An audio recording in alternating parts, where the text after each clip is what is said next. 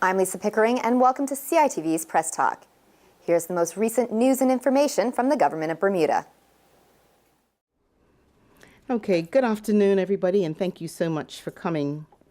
This conference is in respect of today's newspaper article concerning the response to a PATI request by the Royal Gazette and a subsequent release issued by MP Walton Brown. I would say up front that the statement that the department has granted 27 waivers for work permits for churches is misleading. In my press conference of January 6th, I provided statistics for advertising of positions for the clergy for 2016 only. This information was taken from the job board. I also noted that in 2016, we received one waiver for that category of job, i.e. the clergy. In contrast, the applications in the PATI response dated back to as early as 2013. The information provided in the PATI request included all active applications submitted by churches for all job types, including 15 missionaries from the Church of Latter-day Saints, 2 musicians, and 7 positions that either were not required to be advertised or where there was an automatic exemption, such as a guest speaker and sound technicians for special events. There were a total of 6 clergy that applied for a waiver of advertising, and all 6 made proper application and paid the requisite fee. It has been alleged by MP Brown that I misled you.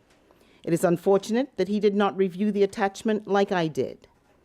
I stated that we received one waiver in 2016 for a member of the clergy. We determined subsequently that the specific application to which I referred was in fact received in 2015. However, there was only one application listed, the Emmanuel Methodist Church, for a minister of religion. That application, which was for a short-term permit, was approved administratively, i.e. by a technical officer, which is aligned with the normal process for short-term work permits. The other 5 work permits for the clergy went to the board.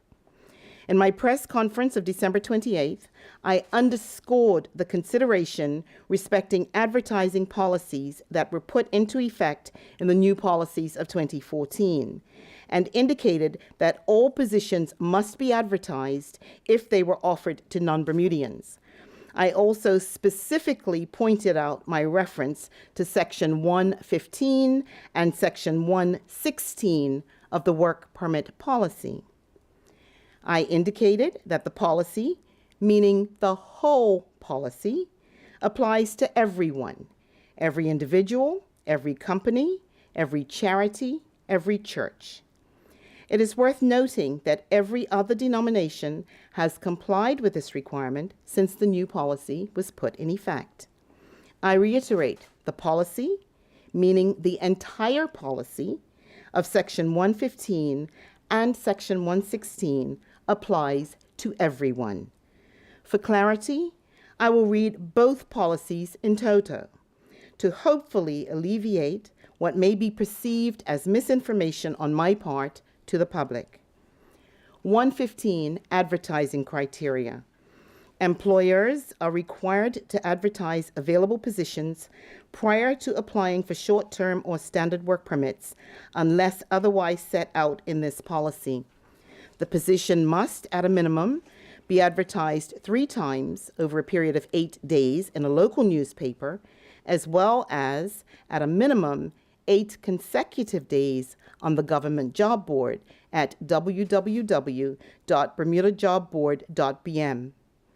Each advertisement must include the following details: the title of the job being filled and the name, telephone number, and mailing address of the employer, the title of the job being filled, clearly specify the minimum standards of qualification and experience, a brief description of the job to be filled, which should be consistent with the normal functions associated with the job. An advertisement will be invalid if it contains a job description that appears to be tailor-made to fit a particular existing or potential work permit holder, and notice of the deadline of the application.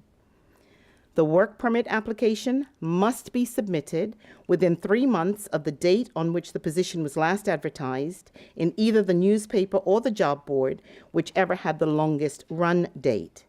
However, in cases where the length of the recruitment process does not permit the employer to submit an application within 3 months of the date that the position was last advertised, employers may pay the advertisement extension fee, which will permit them to submit the application within 6 months of the date on which the position was last advertised. Should any advertised details change prior to the expiry of 5 working days following the date of the last advertisement, the advertisement shall be invalid, and the employer will be required to re-advertise the position. This is intended to allow sufficient time for Bermudians, spouses of Bermudians, and PRC holders to apply. Section 116, Waivers of Advertising.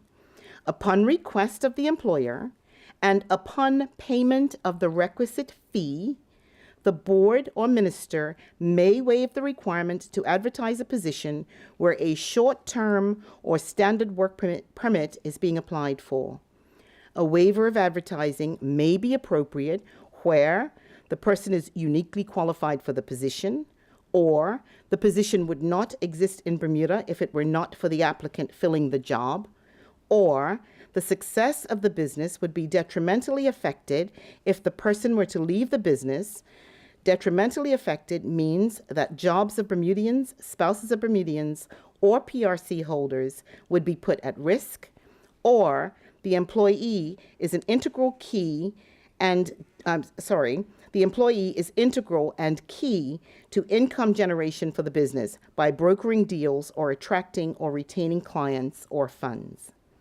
Each request for a waiver of advertising will be decided upon by its merits. The decision of the board minister may be appealed to the minister according to Section 1(4) upon payment of the requisite fee. Waivers are automatically granted in respect of the post of CEO or other chief officer, the post of resort hotel general manager at a hotel with greater than 175 beds, periodic, occasional, new business, global, and global entrepreneur work permits, and permits granted pursuant to Sections 7(3), 7(4), or 7(13), subject to the restrictions listed.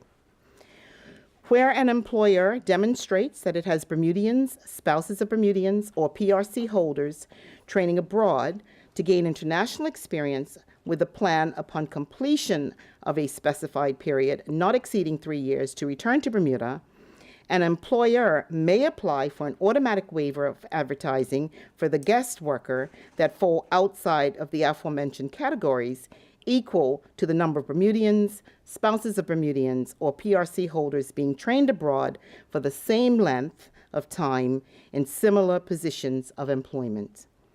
Such proof shall include the identity of the selected Bermudians, spouses of Bermudians, or PRC holders training abroad, as well as their respective statements of employment, training program details, and company organizational chart. The department reserves the right to request further information regarding the training of Bermudians, spouses of Bermudians, or PRC holders. Specifically, with respect to today's response by the department to the PADI request, it appears from the newspaper article that the question was for all positions within the various churches.